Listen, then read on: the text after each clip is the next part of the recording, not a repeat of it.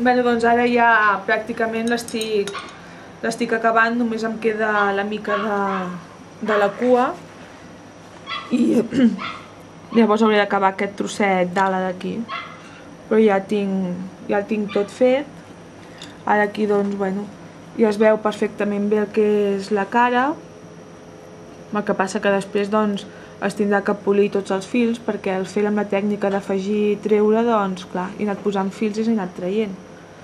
Llavors doncs, bueno, veiem la cara, el coll, tot això d'aquí doncs això és l'ala, que es veu, i he fet els dos tons amb espès i amb glaceta, i llavors doncs el cos, i he fet unes berrugues per lo que representa el baix, doncs que es vegi així com més, donar-li la imatge de més rugós.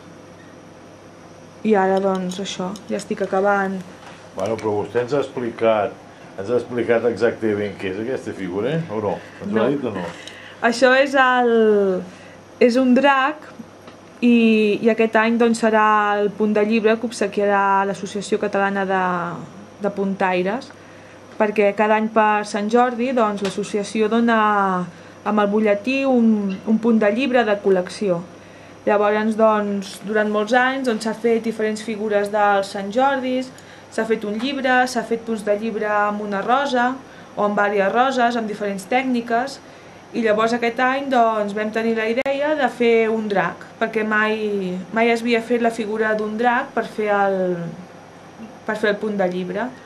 I llavors doncs a partir de la idea de fer un drac hi vam començar a treballar, i aquest doncs és el drac que va sortir. Llavors ara quan el tingui acabat el portaré a l'associació i allà doncs faran els punts de llibre i llavors ens obsequiaran a les associades amb el punt de llibre.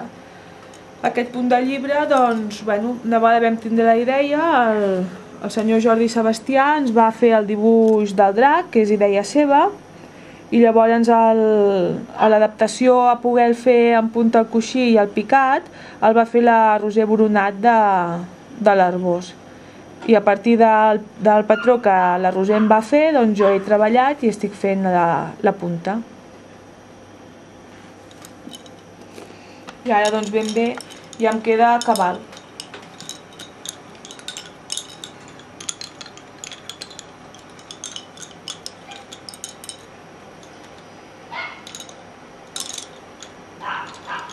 És una mica complicat perquè, clar, al fer-hi el cos i fer tants trossets que hi combinem l'espès amb la glaceta, doncs clar, he portat moltes guies alhora, amb molts torsals.